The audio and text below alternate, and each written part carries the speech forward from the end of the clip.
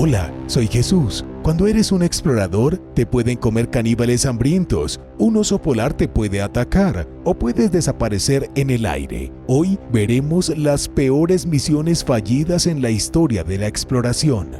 Giovanni y los caníbales hambrientos. Esta es una historia sobre un hombre, un sueño y caníbales sedientos de sangre. Giovanni da Verrazzano nació cerca de Florencia en el año 1485. Murió en un mundo distante mientras exploraba la costa oriental de América del Norte. Giovanni fue el primer europeo que vio la bahía de Nueva York y exploró toda la costa atlántica. Por su acercamiento a ese mundo, fue devorado por caníbales hambrientos. No parece un intercambio digno. Como tantos exploradores del siglo XV, Giovanni nació en una rica familia de comerciantes y banqueros. Fue educado en Florencia, una de las ciudades más progresistas de Italia durante el Renacimiento. Inició sus viajes joven, recorriendo Egipto y Siria. Luego, a principios del siglo XVI, Giovanni se mudó a Francia y dirigió su atención a tierras lejanas. Francia quería encontrar una ruta fácil hacia China. Todas las potencias coloniales de principios del siglo XVI querían una forma más fácil de llegar a China para poder ganar más dinero. En 1523, Giovanni convenció al rey Francisco I para que le diera el control del primer viaje oficial a América del Norte. Su sueño estaba cobrando vida. ¿Y qué es la vida sin un sueño? Giovanni llegó a la tierra en la costa este de Canadá, pero se quedó sin suministros y regresó a Francia. Pero primero desembarcó, secuestró a un joven indígena y regresó a su barco. Esto fue algo que hicieron muchos exploradores. Era una forma de demostrar lo que habían descubierto, como una versión inhumana de mostrar y contar. Secuestraban a algunos lugareños y los llevaban como animales exóticos para mostrárselos a su monarca. En 1528, Giovanni dirigió su atención al sur. No iba a llegar a China yendo al norte, donde hacía frío y nevaba. En cambio, se fue a comerciar especias a las Indias Occidentales. Llegó a Florida, viajó a las Bahamas y luego se encontró en un aprieto. Y eso es por decirlo a la ligera. Se cree que los barcos de Giovanni anclaron frente a la isla de Guadalupe. Giovanni, considerándose un capitán valiente, utilizó un pequeño bote de remos para acercarse solo a los nativos caribes. Mientras su tripulación observaba desde las cubiertas de los 3 barcos de su flota, quedaron horrorizados al ver a su capitán atacado. Observaron impotentes desde sus barcos cómo mataban y se comían a Giovanni. El capitán no debió gustarles mucho porque nadie intentó salvarlo, o tal vez simplemente estaban demasiado aterrorizados para intentarlo. El pobre se quedó allí y su flota huyó.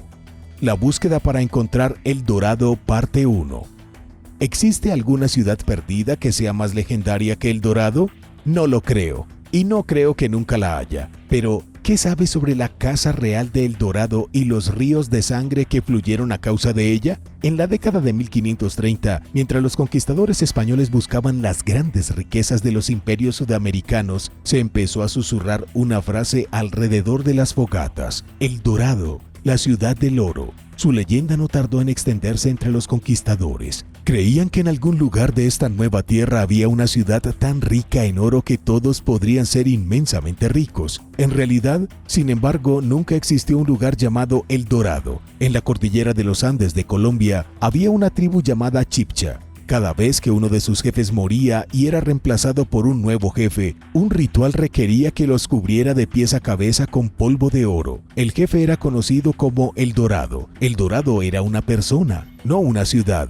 Debido a una desafortunada traducción errónea por parte de los españoles, este ritual tribal quedó distorsionado. Y así, esta mala interpretación desencadenó una cascada de consecuencias calamitosas. Todo comenzó en el otoño de 1586, con el explorador británico Sir Walter Raleigh. 70 años antes de su época, los españoles derrotaron tanto al Imperio Inca como al Imperio Azteca. Entonces, no era increíble pensar que existiera un tercer gran imperio en algún lugar de América del Norte. Walter creía que El Dorado era la capital de ese otro imperio. El conquistador, don Antonio de Berrío, le dijo que estaba ubicado en algún lugar de las tierras altas de la Guyana. Estaba cerca del curso superior del río Orinoco. De Berrío había llegado a la frontera de este lugar después de un largo viaje que duró 18 meses, pero no pudo avanzar más. Walter, que en aquel momento era un explorador de confianza, pudo recaudar una enorme suma de dinero. reunió el equivalente a unos 13 millones de dólares en moneda actual. Se supone que debía salir a Plymouth con 8 barcos, pero estaba impaciente. El 6 de febrero de 1595 partió con solo 4 barcos y 250 hombres. Esta es una historia increíblemente larga que abarca muchos años. Walter terminó viajando 402 kilómetros por el Orinoco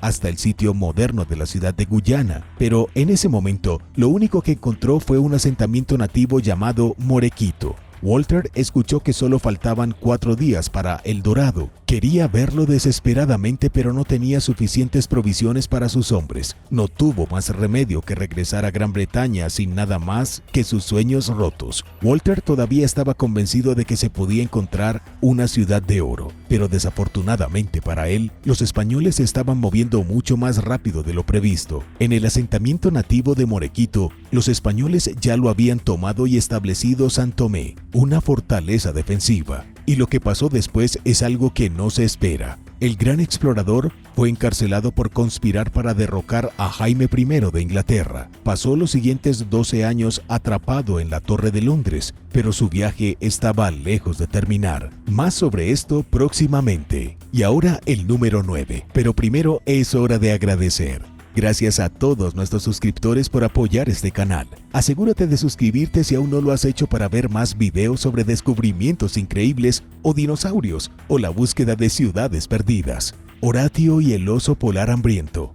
Incluso hoy en día explorar es peligroso. Nadie lo sabe mejor que la devastada familia de Horatio Chappell, el joven que fue mutilado hasta la muerte por un oso polar. Horatio tenía 17 años, un valiente explorador de Salisbury que se había inscrito en la British School Exploring Society para emprender un gran viaje. En agosto de 2011, Horatio y un pequeño grupo de otros estudiantes que esperaban cumplir sus sueños de ser exploradores partieron hacia Svalbard en Noruega. En el viaje, mientras marchaban por el frío paisaje ártico, Horatio se topó con unas huellas. Sin saberlo en ese momento, estaba mirando las huellas de su futuro asesino. Lauren Beach, que estuvo en la expedición con Horatio, dijo que todos se reunieron para tomar fotografías. Las huellas parecían pertenecer a una enorme bestia. La suposición general entre los exploradores era que estaban fotografiando las huellas de un oso polar. Varios días después, el 5 de agosto, un oso polar atacó a los 3 estudiantes universitarios. Estaban acampando cerca del glaciar Von Postbrin en medio de un páramo helado a 40 kilómetros del asentamiento más cercano. El ataque fue horrible, solo terror y pánico para todos los involucrados. El oso polar hambriento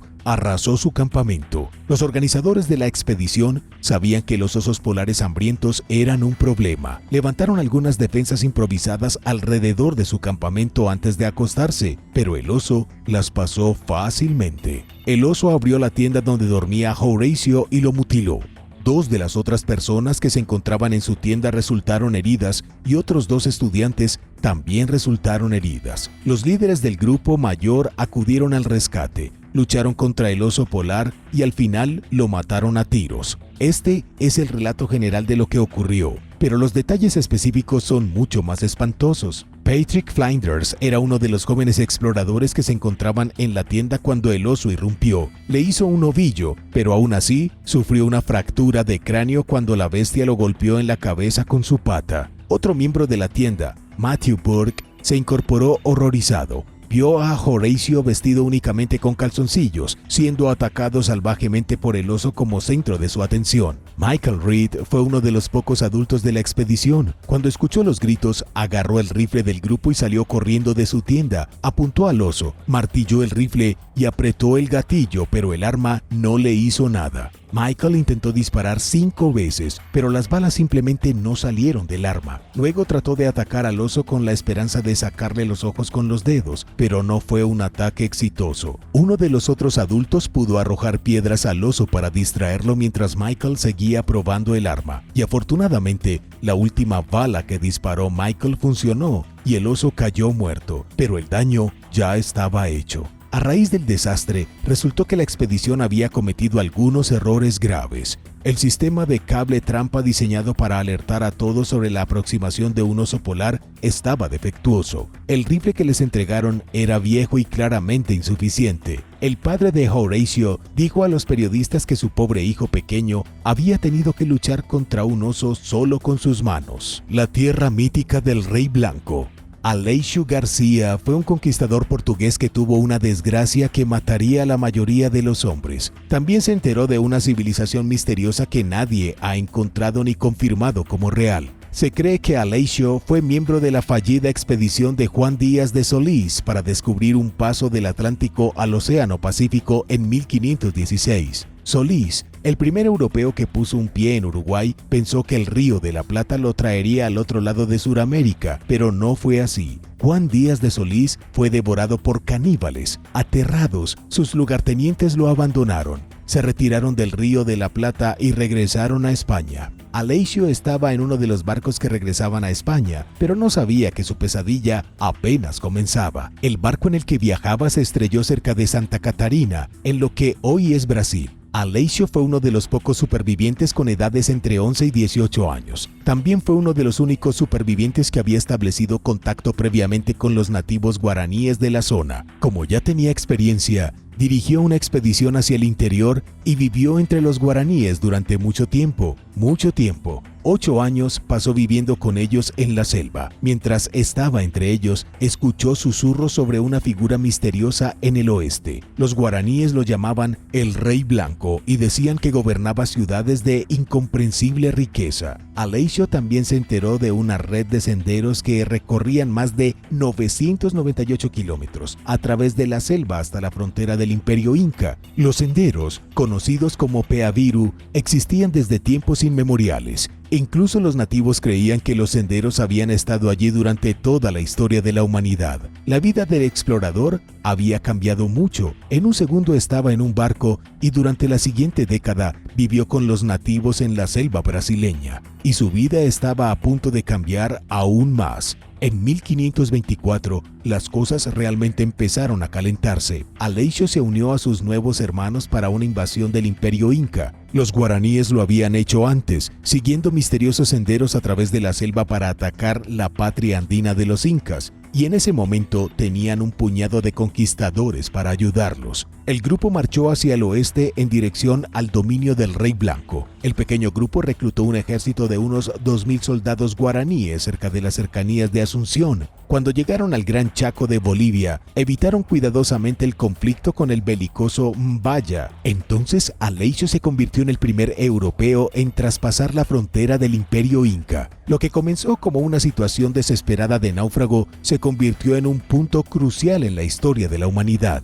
Mientras Aleixo y su pequeño ejército subían a los Andes, los incas ni siquiera tenían idea de que existía un pueblo europeo. Aleixo llegó a Tarabuco y saqueó todo lo que encontró. Tarabuco era un puesto remoto y rico en plata. Aleixo y su ejército tomaron la plata y al Inca como esclavos, y luego se retiraron a la selva. Pero los incas se enteraron de la invasión y enviaron a su propio ejército de 20,000 hombres para intervenir. Lo que pasó después es un misterio. Aleixo quiso volver a atacar, pero con un ejército mayor. Envió a uno de los pocos portugueses que habían sobrevivido a la terrible experiencia con él a la costa atlántica con casi 45 kilogramos de plata. La plata era para demostrar que había encontrado algo de valor. Aleixo esperaba refuerzos de cualquiera que ayudara a continuar la invasión de las tierras incas, pero nunca emprendería otra invasión. Aleixo esperó con los guaraníes y fue asesinado en 1525. Las personas que lo habían acogido durante 8 años y le permitieron unirse a su invasión, lo asesinaron por razones desconocidas. Pero sí perdonaron a su hijo, que fue el primer mestizo paraguayo de la historia. Mestizo es el término español para una persona de ascendencia europea e indígena. Eso significa que tuvo un hijo con una mujer local. En cuanto al Rey Blanco, probablemente era solo una referencia al emperador inca Atahualpa. Gobernó de 1502 a 1533, sufriendo la misma suerte que Aleixo cuando fue capturado por los españoles. Jaume Ferrer y el Río de Oro de África.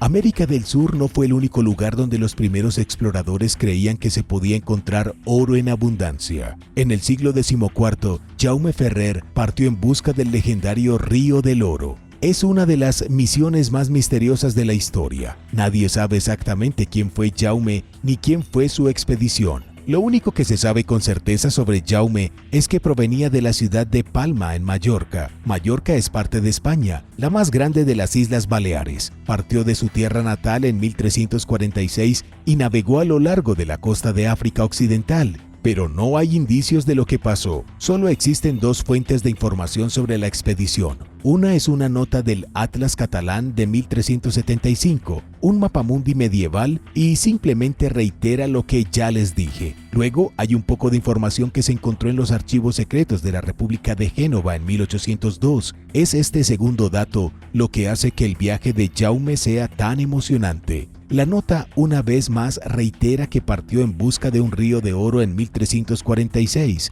con un solo barco. Solo esta nota afirma que nunca más se supo de él. Supuestamente había oído hablar de un río que era tan rico en oro que las personas que vivían en su orilla podían recoger oro como si estuvieran recogiendo piedras. Se cree que en realidad Jaume buscaba el río Senegal. Los primeros comerciantes a lo largo de las rutas comerciales transsaharianas hablaban del río como si fuera un ser mítico. Dijeron que fluyó hacia el corazón del imperio Mali, lo cual era y sigue siendo cierto. El río Senegal es real y también lo fue el imperio de Mali. Ni siquiera se especula sobre lo que le pasó a Jaume. Tenía un barco y una tripulación pequeña pero con grandes sueños. Quizás encontró el río o quizás su barco se hundió antes de llegar a su desembocadura. O tal vez se quedó varado en África, viviendo el resto de su vida. O tal vez fue asesinado. Las posibilidades son infinitas. ¿Qué crees que le pasó a Jaume Ferrer? Déjame saber tus teorías en los comentarios a continuación. La búsqueda para encontrar el Dorado parte 2. Walter Raleigh fue liberado de la Torre de Londres en 1616 y el rey James le autorizó a regresar a Sudamérica. ¿Qué torbellino debe haber sido eso? Primero era un famoso explorador que viajaba por el mundo. Luego lo arrestaron, lo encarcelaron y luego lo metieron en un barco y lo enviaron a Sudamérica para encontrar una ciudad perdida del oro, lo cual ya estaba intentando hacer en primer lugar. El anciano aventurero zarpó de Plymouth en junio de 1617 con 14 barcos. También lo acompañaba su hijo Watt, de 22. En el camino de Inglaterra a Sudáfrica murieron 42 hombres, pero eso fue solo el comienzo. Cuando finalmente llegaron a su destino, a la boca del gran Orinoco abierta ante ellos, Walter estaba demasiado enfermo para seguir adelante. Después de todos esos años de búsqueda, finalmente estuvo cerca de El Dorado, pero estaba demasiado enfermo para liderar la expedición. Entonces sus hombres continuaron sin él. El 10 de diciembre, una flota de 5 barcos y 400 hombres remontaron el río Orinoco. 2 de los barcos fueron destruidos incluso antes de ponerse en marcha. Tardaron casi un mes en llegar a la fortaleza española de San Tomé. Luego fueron emboscados. Los soldados españoles los atacaron con furia. Recuerda que los británicos y los españoles eran enemigos. Los británicos irrumpieron en la ciudad poco después de medianoche. El propio hijo de Walter lideró el ataque, solo para recibir una bala de mosquete en la garganta. Watt Raleigh y otros hombres murieron en el ataque y los españoles huyeron hacia la jungla. Ahora el líder era Lawrence Keymis. Después del desastre de su llegada a la fortaleza española, ordenó a un puñado de hombres que se aventuraran a buscar la ciudad. Un pequeño grupo viajó río arriba con comida suficiente para 4 días, pero no regresaron hasta después de 3 semanas. Cuando regresaron, no tenían información de nada. No encontraron minas españolas ni ciudades perdidas. Dijeron que habían recorrido al menos 483 kilómetros hacia el interior y no vieron nada. Y eso fue todo lo que se hizo por la búsqueda del Dorado. Después de 29 días de ocupación del pueblo español, los ingleses se marcharon. Detrás de ellos, los españoles lo quemaron hasta los cimientos. Walter quedó devastado por la pérdida de su hijo y Lawrence Keymis quedó tan deshonrado que en su camino de regreso a Inglaterra se clavó una daga en el corazón. Cuando Walter regresó a Inglaterra, adivinen qué pasó. Así es, directo a la cárcel. Fue encarcelado y ejecutado. Fue un fracaso épico, pero 400 años después, la leyenda del Dorado sigue viva. Quizás realmente exista en alguna parte, pero nadie ha podido encontrarla. Muerte en Oak Island. Hay una piedra conmemorativa de la que se considera la isla más misteriosa de Canadá. El monumento es un recordatorio de aquellos que perdieron la vida mientras buscaban el tesoro perdido de Oak Island.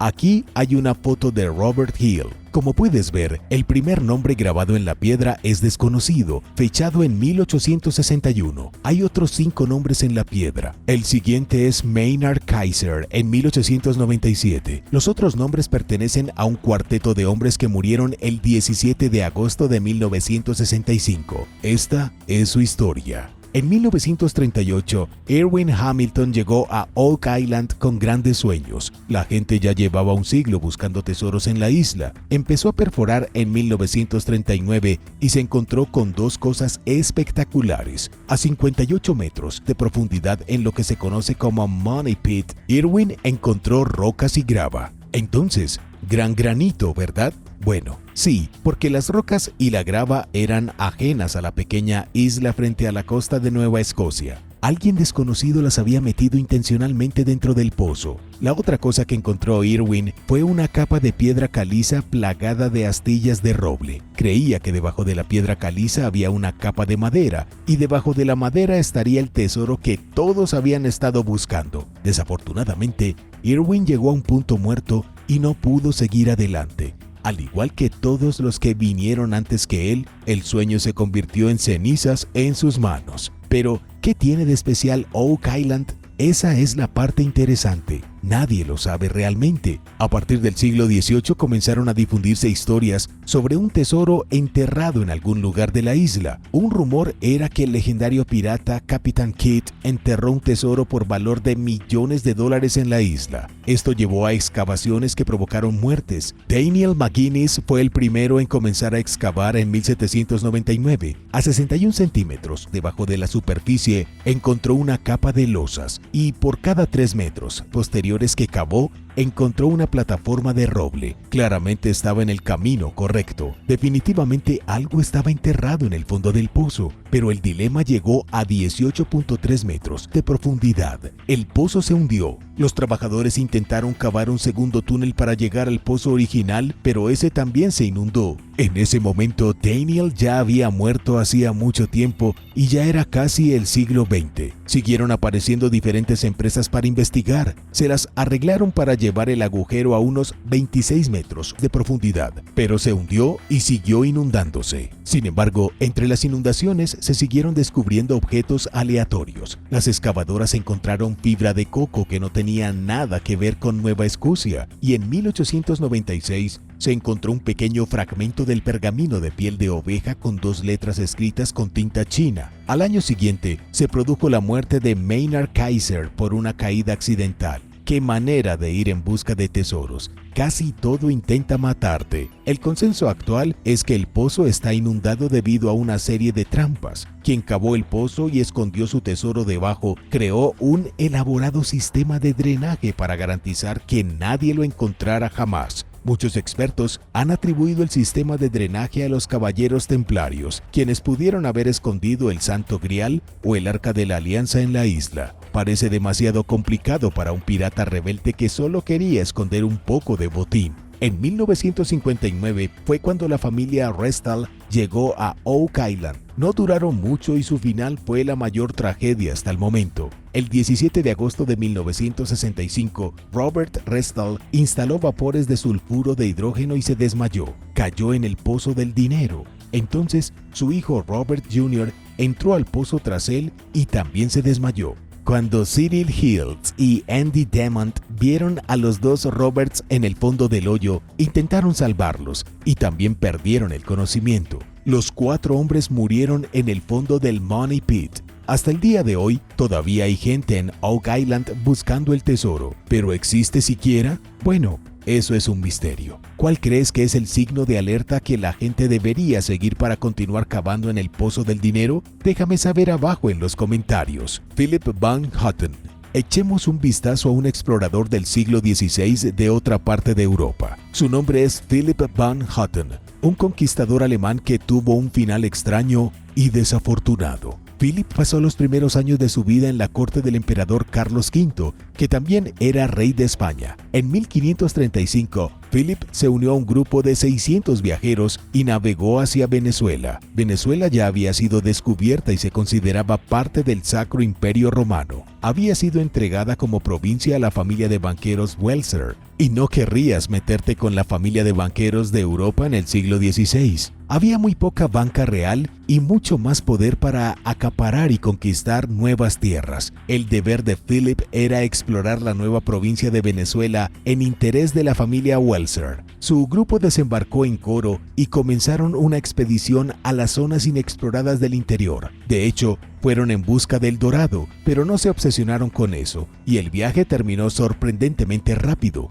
Luego, desde 1536 hasta 1538, Philipp viajó hasta casi el Ecuador y en 1540, Philipp se convirtió en gobernador oficial de Venezuela, pero no quería quedarse sentado gobernando su pequeño imperio. Los alemanes partieron en busca de aventuras con una fuerza de unos 150 hombres a caballo. El grupo empezó a caer como moscas hasta que solo quedaron 40 hombres, y fue entonces cuando fue emboscado por un gran número de guerreros Omagua. El pueblo Omagua era indígena de la cuenca del Amazonas de Brasil. Su territorio estaba cerca de Manaos y se extendía hasta Perú. Philipp resultó herido pero logró escapar. Lo increíble de esta historia es que el aventurero no encontró sus fines a manos de las personas cuyas tierras estaba robando. Espera a ver cómo terminó en la tumba. Philipp había salido originalmente de Coro el 1 de agosto de 1541. No regresó a Coro hasta 5 años después, incluso luego de ser atacado y de perder a casi todos los hombres que lo acompañaron en la expedición.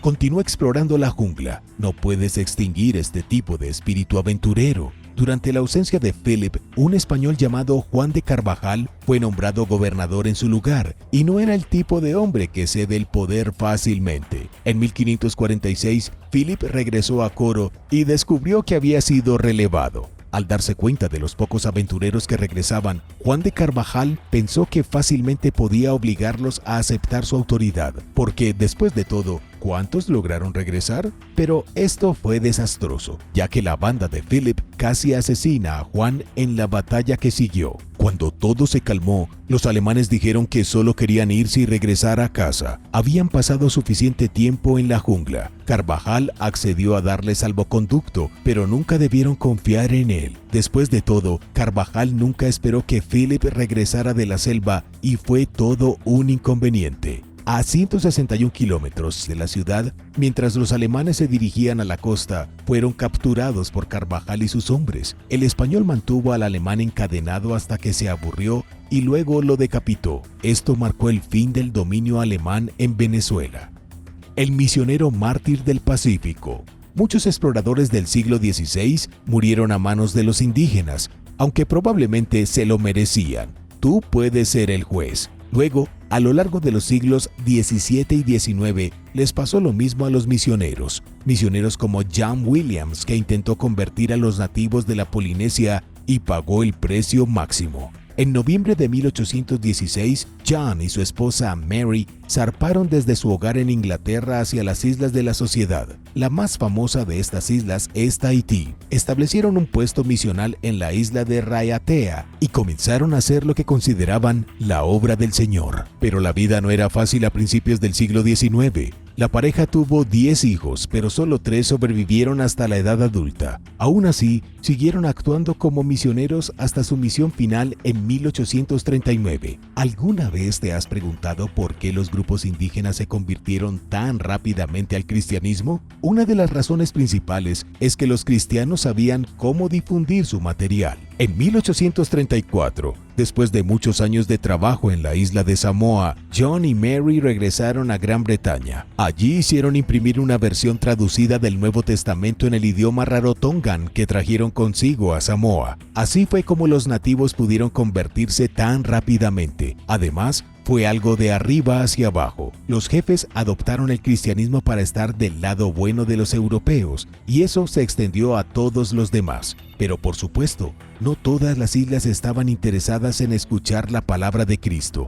A los isleños de las Nuevas Hébridas no les gustaban especialmente los misioneros. Mientras visitaban una parte de la isla en 1839, John y su amigo misionero James Harris fueron masacrados. Pusieron un pie en la isla de Erromango con la intención de llevar el evangelio a los caníbales, pero en lugar de eso les habían llevado la cena a los caníbales y eran el plato principal.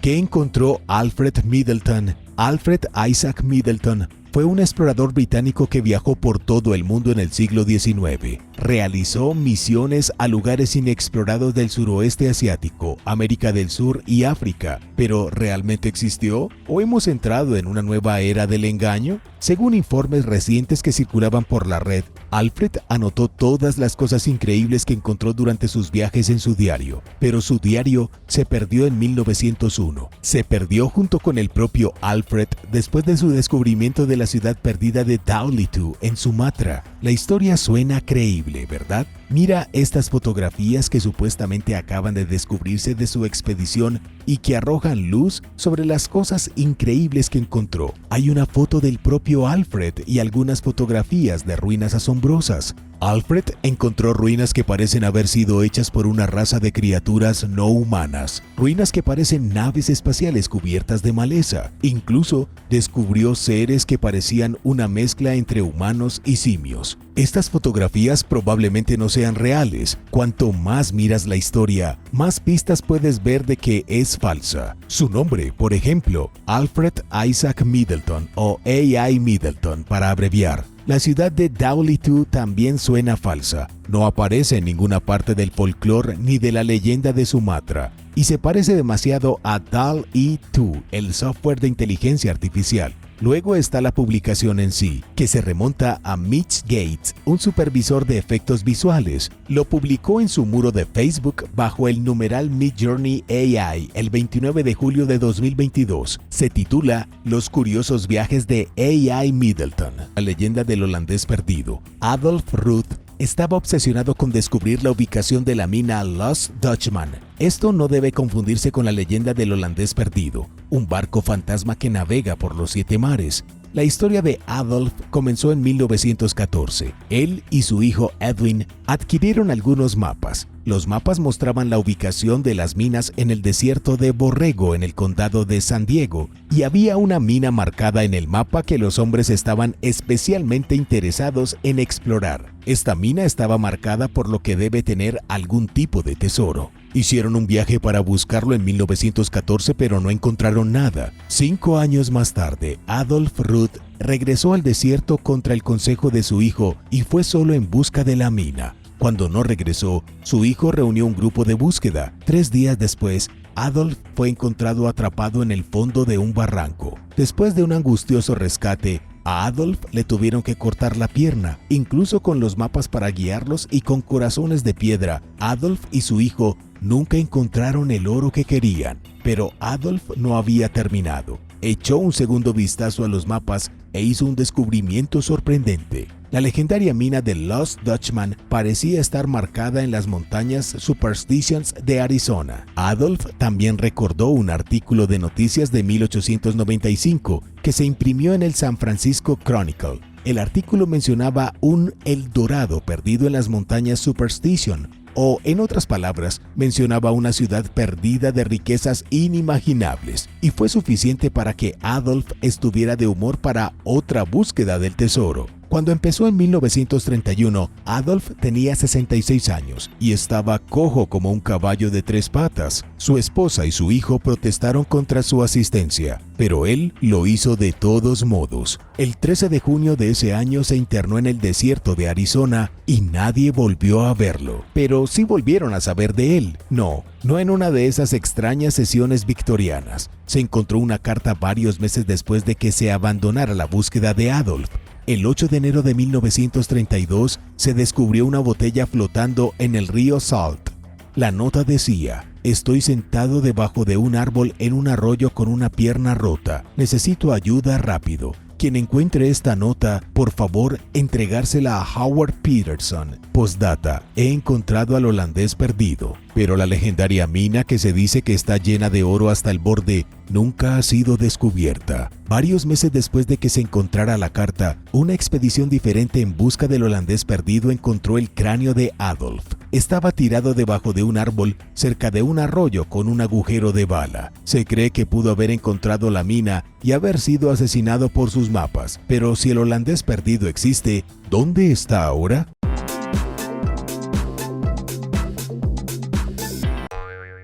Número 9. Ciudad perdida de la Patagonia. La ciudad de los Césares tiene varios nombres, entre ellas la ciudad de la Patagonia y la ciudad errante. Según la leyenda, está ubicada en un valle andino, en algún lugar entre Argentina y Chile. Era una ciudad rica con abundancia en diamantes, oro y plata. Cuenta la leyenda que estaba encantada. La gente se encontró con la ciudad de los Césares, aparentemente de la nada, y los viajeros la atravesaron y simplemente se olvidaron de ella. Algunos afirman que quienes la encuentran acumulan una fortuna en tesoros, pero al igual que la Atlántida, muchos expertos consideran que la ciudad de los Césares es un mito y que esta ciudad mágica nunca existió. Las historias sobre la ciudad de la Patagonia circulan desde hace al menos 200 años, tiempo durante el cual los colonizadores europeos no lograron encontrarla. Los indígenas probablemente pensaron que eso era algo bueno, y si era real, tal vez como Machu Picchu, permaneció en secreto durante cientos de años hasta que la gente simplemente se olvidó de ella. En 1766, un jesuita llamado el padre José García Alzué buscó la antigua metrópolis comenzando por lo que ahora es el Parque Nacional Qualat, en la región de Aysén, en Chile. Pero él también fracasó en su búsqueda. Una de las muchas descripciones indica que la ciudad estaba ubicada entre dos montañas, en algún lugar de los Andes. Una de las montañas está hecha de oro y la otra de diamantes. Según la creencia popular y las leyendas, hasta el día de hoy, la ciudad está rodeada por una neblina impenetrable que la mantiene oculta de quienes la buscan. Y mientras algunos toman la ausencia de la ciudad como una señal de que para empezar nunca estuvo allí,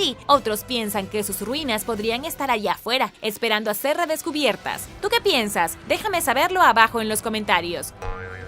Número 8. La ciudad perdida de Florida. En lo profundo de los Everglades, en el extremo occidental del condado de Broward, yacen los restos de la ciudad perdida de Florida. La propiedad de 1.2 hectáreas fue una vez el hogar de un gran pueblo seminola que finalmente fue abandonado. En algún lugar entre 30 y 40 soldados confederados buscaron refugio allí durante la guerra civil y fueron asesinados por los seminolas. La leyenda también sostiene que el notorio mafioso Al Capone hizo alcohol ilegal en el sitio durante la década de 1930, cuando era prohibida la fabricación de alcohol en los Estados Unidos. Los arqueólogos y los funcionarios estatales de la vida silvestre han encontrado una variedad de artefactos a lo largo de los años, incluida una canoa y otros artículos de origen nativo americano, así como una tetera de hierro que alguna vez se usó para destilar caña de azúcar para obtener alcohol. Muchos de estos artículos tienen cientos o quizás miles de años, mientras que otros se remontan a principios del siglo XX. Este lugar era popular. Los registros muestran que Al Capone era dueño de un salón cercano y, según los informes, era la única persona conocida en la región con una fuerte conexión con el crimen organizado en ese momento. Independientemente de si estuvo asociado con la ciudad perdida, los investigadores creen que una vez albergó una operación de contrabando. Todos los que fueron allí regresaron con una historia. Fueron las palabras de la directora de archivos seminole Mikosuki, Patsy West. Ella explicó que la tetera de hierro pudo haber sido utilizada por los seminolas, los contrabandistas o tal vez por ambos. Puede haber más historia en la ciudad perdida que nadie conoce. Por ejemplo, varios grupos diferentes de nativos americanos pueden haberla usado a lo largo del tiempo, pero no queda mucho que ver allí hoy. La ciudad perdida figura como un sitio arqueológico en los archivos del estado de Florida, pero no está marcada en ningún mapa y está ubicada en una espesa vegetación. En otras palabras, se necesita saber lo que se está buscando para poder encontrarlo. Número 7. Timgad. También conocida como Tamugadi, Timgad es una ciudad romana y un asentamiento militar en las montañas Aures de Argelia, fundada por el emperador Trajano alrededor del año 100 después de Cristo. El sitio se construyó en la convergencia de 6 caminos romanos. Hace mucho tiempo sirvió como un próspero centro agrícola y comercial. El asentamiento floreció durante cientos de años, alcanzando su punto máximo en el siglo III con una población de alrededor de 15.000 habitantes. La ciudad se jactó de más de una docena de baños, una biblioteca impresionante pirámide y muchas otras estructuras magníficas, incluidos edificios públicos y el arco alto de Trajano de 6.1 metros de altura. Pero la gloria de la ciudad eventualmente llegaría a su fin. Su riqueza lo convirtió en un objetivo principal para los invasores. A partir del 430 después de Cristo, los ataques de los vándalos y otros grupos debilitaron progresivamente la ciudad. Nunca fue restaurada a su antigua gloria y los residentes la abandonaron definitivamente en el siglo VIII. Las arenas del desierto del Sahara encontraron sitio, protegiendo su arquitectura contra el medio ambiente. Pero el noble escocés James Bruce redescubrió la ciudad en 1765. Encontraron las estructuras en un estado de conservación notable. Ellos desenterraron y luego volvieron a enterrar los edificios, pero debido a que fueron los primeros europeos en encontrar el sitio en siglos, la sociedad británica se burló de las afirmaciones aparentemente escandalosas del equipo sobre que la habían encontrado. Casi un siglo después, en 1875, el cónsul británico Robert Playfair visitó las ruinas e hizo sus propias observaciones, que agregó a los registros de Bruce. Los franceses excavaron el sitio desde 1881 hasta 1960 y hoy permanece sorprendentemente intacta, representando algunas de las ruinas mejor conservadas del mundo romano. Contiene coloridos mosaicos y las calles están llenas de surcos visibles dejados por el tráfico antiguo. Número 6. Estavia. Las famosas ciudades antiguas de Pompeya y Herculano fueron solo dos de los varios asentamientos que quedaron enterrados en cenizas cuando el monte Vesubio entró en erupción en el año 79 después de Cristo, en lo que ahora es Italia. 10 años antes, durante lo que se conoce como la Guerra Social, otra ciudad antigua que se encontraba a la sombra del volcán fue destruida. Era conocida como Estavia, y según los escritos de Plinio el Viejo, solo quedó en pie una sola granja. Sobre las ruinas se construyeron lujosas villas que ofrecen vistas panorámicas, pero su uso duró poco. Solo una década después, el Vesubio entró en erupción, sepultando las casas de lujo, volviéndolas escombros volcánicos. Los arqueólogos redescubrieron Estavia a mediados del siglo XVIII, aproximadamente al mismo tiempo que encontraron Pompeya. Eligieron centrarse en este último y volvieron a enterrar a Estavia para su custodia, tal vez con planes de regresar e investigar en un momento posterior. Pero este sitio fue una vez más olvidado. Nadie volvió a prestarle atención hasta la década de 1950, cuando el director de una escuela secundaria local fue a buscarla. Encontró Estavia y rápidamente se hizo evidente que la ciudad era mucho más importante de lo que los expertos pensaban originalmente. Databa del siglo VII a.C. y sirvió como un bullicioso centro comercial. La población de Estavia alcanzó su punto máximo siglos después, en los 10 años previos a la catastrófica erupción. Hasta ahora, las excavaciones han descubierto varias villas magníficas, así como hermosos frescos y esculturas y otras características arquitectónicas impresionantes. La ciudad antigua es solo un ejemplo de una joya arqueológica pasada por alto que los expertos finalmente están explorando. Número 5. Un reino perdido en la antigua Turquía. Algunos de los descubrimientos arqueológicos más emocionantes son realizados por personas comunes. Tomemos, por ejemplo, un agricultor en el sur de Turquía que tropezó con una gran piedra parcialmente sumergida en un canal de riego en su propiedad. Conocido como una estela, contenía inscripciones misteriosas. Notificó a las autoridades del hallazgo en 2019, varios meses después. Los expertos la examinaron y notaron que los jeroglíficos de la piedra están en luvita, un idioma indoeuropeo originario de Turquía. Era común en la región durante las edades de bronce y hierro. La estela hablaba de una antigua civilización que pudo haber derrotado al reino de Frigia, que terminó a finales del siglo VIII a.C. bajo el gobierno del rey Midas. Antes del descubrimiento, los arqueólogos no tenían idea que el reino existiera. Ahora creen que el sitio pudo haber representado uno de los asentamientos más grandes de la antigua Turquía a lo largo de su existencia, que duró durante el siglo IX y el siglo VII a.C. En su apogeo, el asentamiento ocupaba un área de 121 hectáreas. La inscripción de la estela parece indicar que el mensaje que llevaba provenía directamente del gobernante de la sociedad perdida, el rey Artapu. Los investigadores aún no saben cómo se llamó la civilización a sí misma. Están trabajando activamente para aprender lo que puedan excavar de lo que creen que fue su capital. Hasta ahora, han encontrado al menos otra inscripción que menciona al rey, pero los detalles sobre quién era y su importancia como líder siguen siendo vagos. ¿Alguna vez has descubierto algo genial escondido o enterrado en tu propiedad? Déjame saberlo abajo en los comentarios. Pero primero, si eres un suscriptor que regresa, bienvenido de nuevo. Y si eres nuevo por aquí, también asegúrate de suscribirte y hacer clic en la campanilla de notificaciones, así no te perderás los próximos videos.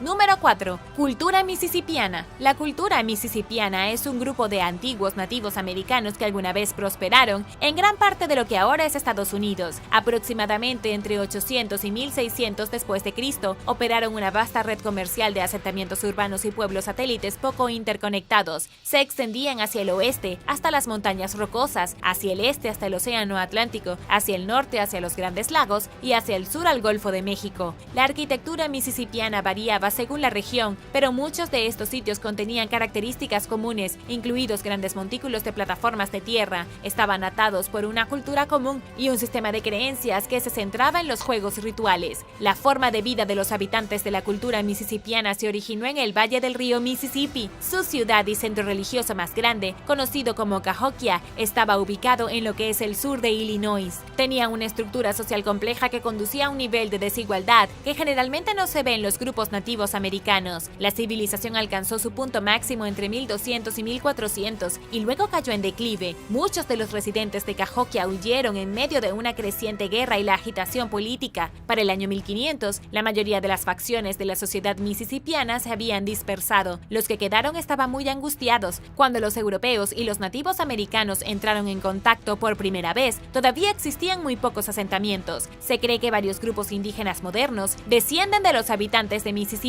incluidos Alabama, Apalache y Seminole, solo por mencionar algunos, pero los restos físicos de la cultura son escasos y hoy solo quedan un puñado de ruinas. Lo que queda de Cahokia representa uno de los pocos asentamientos sobrevivientes de la cultura misisipiana. Durante su apogeo alrededor del año 1050 después de Cristo, fue el hogar de unas 30,000 personas.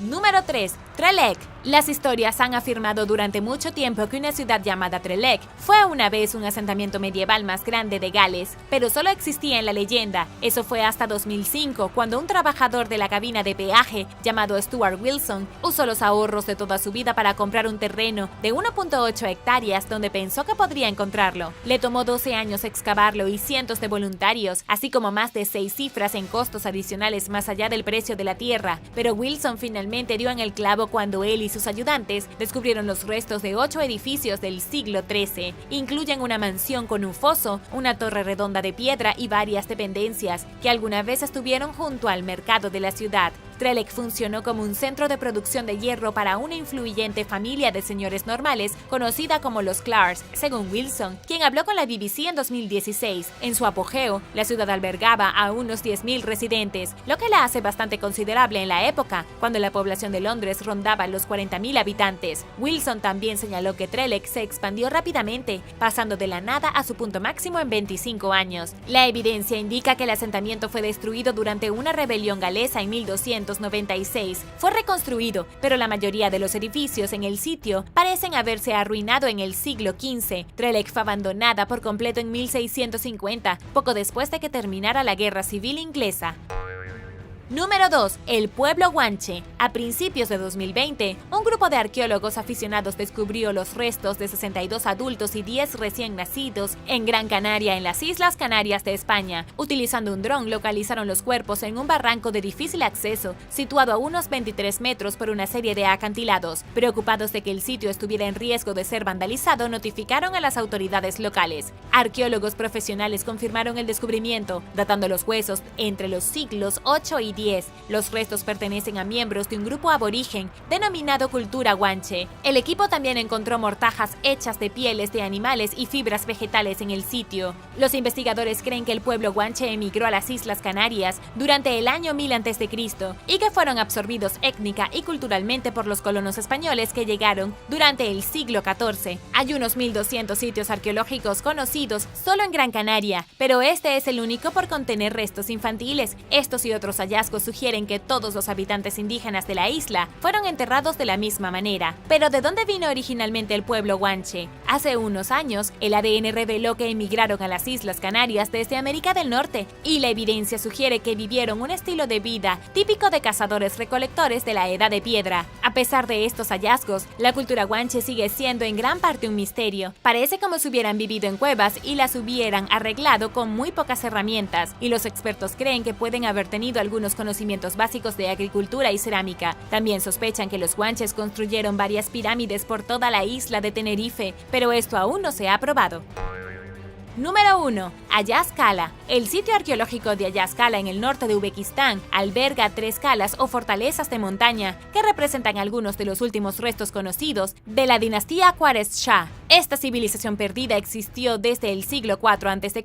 hasta el siglo VII después de Cristo y floreció durante aproximadamente 1000 años antes de ser abandonada. Ubicadas en el borde del desierto de Kizilkum, cerca del río Amudarya, los calas en Alaskala eran las estructuras más remotas y resistentes de la dinastía Khwarezm-Shah. Cada fortaleza era única. No hay signos de viviendas permanentes cerca de la primera cala, lo que indica que el sitio puede haber sido utilizado para albergar militares en viviendas temporales, como cabañas de caña o tiendas de campaña. Alaskala 2 es una fortaleza feudal que data de entre los siglos 6 y 8 y Alaskala 3 es una guarnición fortificada que se utilizó durante los siglos I y II. Se sabe muy poco sobre la misteriosa cultura que construyó los calas, que fueron abandonados durante el siglo VII y pueden haber sido rehabitados brevemente por otro grupo durante el siglo XIII.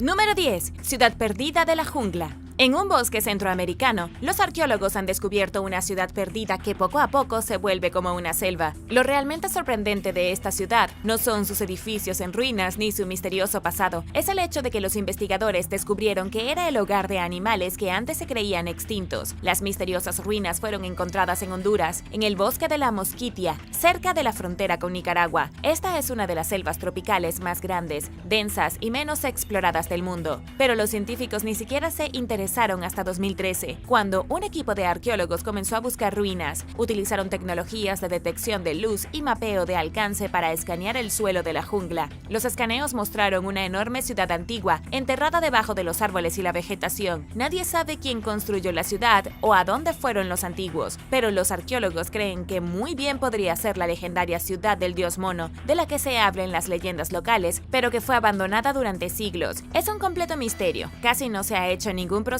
para identificar las construcciones de este lugar perdido. Pero en 2017 sucedió algo más. El equipo de biólogos dirigido por el Programa de Evaluación Rápida de Conservación Internacional y con la ayuda del gobierno de Honduras, se adentró en un viaje a lo profundo de la exuberante selva de la Mosquitia. No solo había ruinas misteriosas y sin nombre de una cultura perdida hace mucho tiempo, también había animales. Los investigadores identificaron 22 nuevas especies de plantas y animales nunca antes vistas. También encontraron 3 especies de animales que se cree que se extinguieron en Honduras. Encontraron el murciélago de cara pálida, la serpiente de coral falsa y un escarabajo tigre. Esta parte de la selva ahora es patrullada con frecuencia por el ejército, en un esfuerzo por preservar el área. El gobierno lanzó un programa en 2018 para proteger los restos de la antigua ciudad, que permaneció intacta durante siglos, algo bastante raro en cualquier sitio histórico. Número 9. Jiaohe. Todavía se pueden ver las ruinas de Jiaohe junto con la ruta de la seda. Lo que queda de la ciudad se conserva sorprendentemente después de haber estado desierta durante siglos. La antigua metrópoli se construyó hace 2300 años, cerca de lo que ahora es la ciudad de Turpan en China. Esto es en Xinjiang, una parte dramáticamente diferente de China, tanto geográfica como culturalmente. Es donde viven los nativos uigures, que hablan su propio idioma y practican el Islam. Para los uigures, esta ciudad es conocida con un nombre diferente, Yar. Esta ciudad fue alguna vez un importante punto de parada en la ruta de la seda. La ciudad fue construida sobre un acantilado, intercalada entre un par de valles fluviales para formar una fortaleza natural. La ciudad tenía solo 2 puertas, amurallada en los otros 3 lados por rocas empinadas de más de 27 metros de altura. Esto convirtió a la ciudad en un lugar bastante difícil de invadir, pero eso no impidió que fuera tomada varias veces. Finalmente fue tomada por los musulmanes Hui, luego saqueada por Genghis Khan y su ejército mongol, antes de que finalmente fuera abandonada en el siglo XIII. A partir de ese momento la ciudad se perdió. Hoy en día la asombrosa conservación se debe a la sequedad de la región. En verano, Turpan se convierte en uno de los lugares más cálidos del planeta, registrando temperaturas de hasta 66 grados Celsius. Es por este clima inhóspito que nadie realmente querría vivir allí y la ciudad permaneció desierta hasta los tiempos modernos, pero sus muros siguen en pie. Sus calles y avenidas laterales son transitables y aún quedan casas y templos de miles de años por explorar. Número 8. Masada. Masada es una antigua fortaleza de piedra ubicada en Israel, construida en una meseta sobre el Mar Muerto. Es una de las ruinas más notables del mundo, justo al borde del desierto de Judea, a 396 metros sobre el mar salado que se encuentra debajo. Debido a la sal y al brutal clima desértico, el área ha estado y probablemente siempre estará prácticamente deshabitada. Pero en el siglo pasado a.C., Herodes el Grande de Judea decidió que la meseta rocosa sería un lugar perfecto para una fortaleza. Masada se construyó originalmente como un complejo de castillos, pero en el siglo siguiente, cuando aparecieron los romanos y se apoderaron de Judea, se convirtió en un importante bastión para el pueblo judío. En el año 66, un grupo rebelde de judíos tomó Masada y expulsó a los ocupantes romanos. La convirtieron en una ciudad santuario judía. Cuando Jerusalén fue incendiada hasta los cimientos en el año 70, todos los que pudieron huir de los romanos, alborotadores, huyeron y vivieron en el antiguo palacio del rey Herodes en lo alto de la mesa. Pero los romanos no se desanimaron tan fácilmente.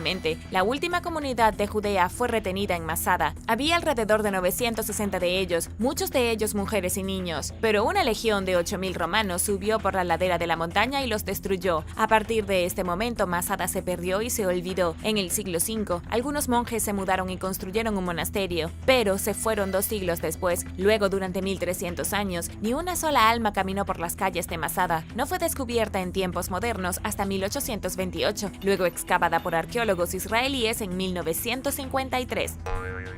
Número 7. La ciudad de las cuevas. Debajo de la ciudad inglesa de Nottingham hay una ciudad de las cuevas. Esta gran guarida subterránea de cuevas y complejos todavía se está explorando en la actualidad. Es un sistema impresionante de más de 500 cavernas talladas en piedra arenisca gruesa. Nadie sabe cuánto tiempo ha existido, pero los arqueólogos estiman que son más antiguas que la ciudad misma. No hay otro lugar en Gran Bretaña con más cuevas hechas por el hombre que debajo de la moderna ciudad de Nottingham. La primera mención de las cuevas se produjo en el año 893, detalladas por un monje e historiador galés llamado Asser, pero antes de eso nadie sabía realmente para qué servían. Las cuevas claramente ya estaban siendo utilizadas por los lugareños en los años 800, solo podemos suponer que fueron ocupadas incluso más atrás. El mayor problema de tratar de fechar la construcción de las cuevas es que carecen de artefactos significativos. Durante los últimos 1000 años, las cuevas se han utilizado como mazmorras, unidades de almacenamiento y cervecerías. Todo lo que pudo haber sido dejado atrás por personas más antiguas se ha perdido por completo. Las cuevas fueron finalmente abandonadas y olvidadas en 1845. Hasta ese momento, los ciudadanos más pobres de Nottingham habían construido sus hogares en los rincones más oscuros y húmedos de las cuevas. Se habían convertido en una especie de refugio para los enfermos, los abatidos y los indigentes. Pero el gobierno decidió que ya era suficiente y con la ley de recinto selló las cuevas. No se volverían a utilizar hasta la Segunda Guerra Mundial como refugio de civiles. ¿Alguna vez considerarías vivir en una cueva? Déjame saberlo abajo en los comentarios. Pero primero, si eres un suscriptor que regresa, bienvenido de nuevo. Y si eres nuevo por aquí, también asegúrate de suscribirte y hacer clic en la campanilla de notificaciones, así no te perderás los próximos videos.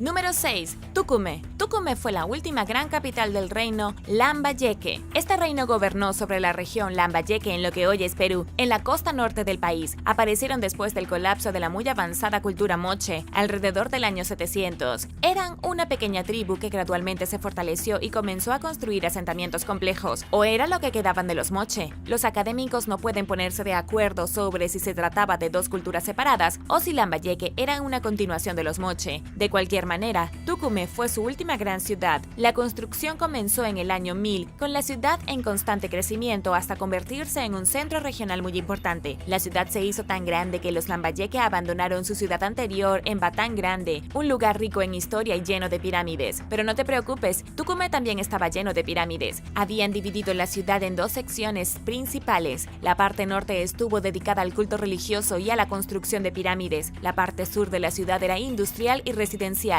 En total, en sus 300 años de existencia, de la ciudad brotaron 26 grandes pirámides. Sí, esto fue bastante tiempo después de que Egipto ya había construido las suyas, pero 26 sigue siendo un número bastante impresionante. Tristemente, este pueblo y su ciudad fueron aniquilados con la llegada de la cultura chimú en el año 375. Después vinieron los incas en el 1470 y los conquistadores españoles en 1532. Para cuando llegó 1600, Tucumé y la memoria del reino Lambayeque se habían ido hace mucho tiempo.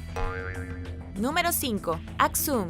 La perdida ciudad de Aksum en Etiopía fue una vez la sede del poderoso imperio aksumita. Este reino alcanzó su apogeo en el primer milenio como una potencia importante en el este de África. La ciudad fue el centro de la antigua Etiopía, que como ya sabrás, se considera uno de los lugares habitados más antiguos de África. Al mismo tiempo que Roma conquistaba Europa y Persia se desenfrenaba en Arabia, el imperio aksumita consolidaba su poder en el este de África. Tenían vínculos con estas otras civilizaciones, controlaban todo el comercio que pasaba por el Mar Rojo y se hicieron tremendamente ricos a través del comercio de marfil con Sudán. En estos días queda muy poco de Aksum. Las ruinas de la ciudad cubren un área enorme con obeliscos monolíticos, tumbas reales y palacios en ruinas del siglo VI. De hecho, el obelisco en pie más grande aquí tiene casi 21 metros de altura. Tiene aproximadamente el tamaño de un edificio de 9 pisos, el obelisco más grande que cualquier humano antiguo haya intentado erigir. También se encuentra aquí, de unos 30 metros de altura, pero está acostado de lado. Los arqueólogos creen que probablemente se destruyó cuando intentaron ponerlo de pie. El imperio aksumita cayó en el siglo X, la importancia del reino comenzó a declinar, su poder disminuyó y la gente comenzó a abandonar la ciudad en grandes cantidades. Eventualmente el imperio etíope ya no existía y Aksum era un pueblo fantasma.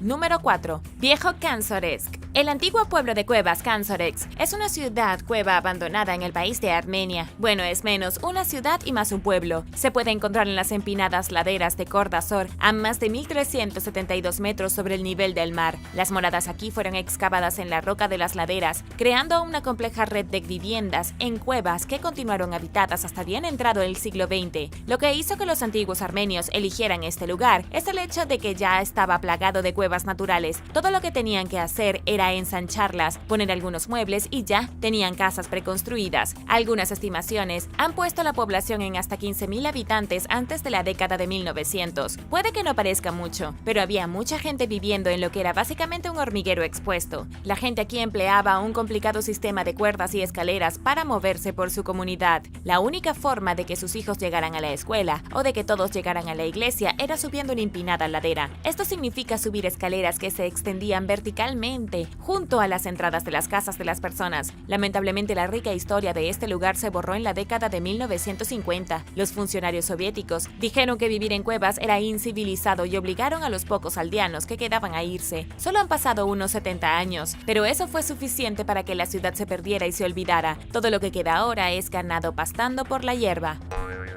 Número 3. Pueblo Bonito. Pueblo Bonito, en la región del Cañón Chaco de Nuevo México, es una de las ciudades perdidas más grandes de América del Norte. La ciudad fue construida por el pueblo ancestral Pueblo An, antes conocido como los Anasazi. La construcción duró unos 300 años, entre el año 850 y 1150, pero unos 150 años después de que se completó la ciudad estaba desierta. Lo que queda hoy es un grupo de habitaciones regulares en un gran centro, lo que los arqueólogos llaman una gran casa. No construyeron sus casas por separado con pequeños patios y cercas de estacas. Construyeron todas sus casas una encima de la otra y se apilaron unas contra otras en un gran conglomerado como en un panal de gran estructura. Ahora esto es lo realmente extraño de Pueblo Bonito. Los arqueólogos han encontrado muy poca evidencia de actividad doméstica. Evidentemente se trataba de casas, aunque definitivamente también había cámaras rituales para actividades comunales como banquetes. Pero en todas las ruinas casi no se han encontrado artefactos personales. Se han descubierto algunas cosas, como quemadores de incienso, trompetas de conchas marinas y campanas de cobre. Se han encontrado esqueletos de macaos en tumbas. Claramente, esta era una sociedad compleja, y sin embargo, la escasa evidencia ha hecho casi imposible para los arqueólogos decir mucho sobre su organización social. Todo lo que sabemos es que algo pasó a finales del siglo XIII y Pueblo Bonito, así como el resto del Cañón del Chaco, fue abandonado.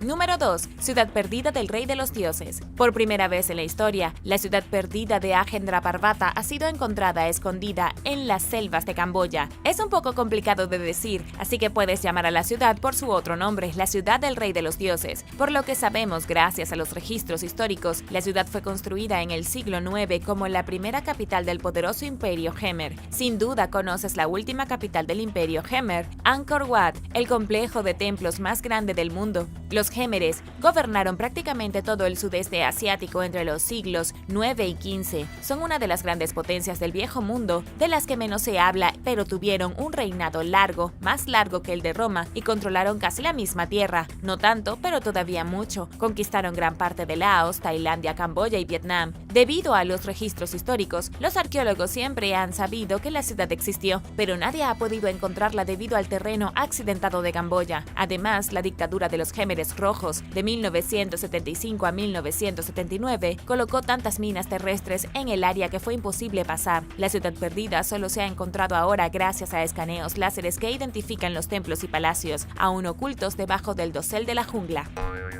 Número 1. El Dorado. Un grupo de exploradores cree haber resuelto el misterio de la ciudad perdida de El Dorado. Los exploradores buscaban pueblos antiguos y abandonados en lo profundo de las selvas de Colombia, cuando encontraron 6 ciudades ubicadas en las montañas. Albert Lin y su equipo de expertos, todos respaldados por National Geographic, utilizaron métodos de escaneo para buscar en los terrenos llanos. Encontraron 6 de ellas, la mayoría a alturas de alrededor de 1219 metros en la ladera de las montañas. Luego, Albert llevó a su equipo a pie a la jungla con una escolta militar, momento en que descubrieron los restos de una misteriosa civilización perdida. En realidad no encontraron ruinas, solo restos de cerámica. Era obvio que, en algún momento, alguien había estado viviendo aquí en la selva, pero era imposible decir quién. Ni siquiera pudieron encontrar las estructuras, solo pedazos de basura dejado por pueblos antiguos. Lamentablemente no hay forma de saber si El Dorado, la legendaria Ciudad de Oro, realmente está en algún lugar de Colombia, pero como podemos ver ahora, definitivamente había una gran comunidad de personas escondidas en los vastos bosques de la montaña. Y sin embargo, con toda nuestra tecnología, la ciudad sigue perdida. Gracias por ver el video. ¿Cuál de estas asombrosas ciudades perdidas crees que era la más increíble antes de ser abandonada? Déjame saberlo abajo en los comentarios. Y no olvides darle me gusta al video. Asegúrate de suscribirte antes de irte y nos vemos la próxima vez.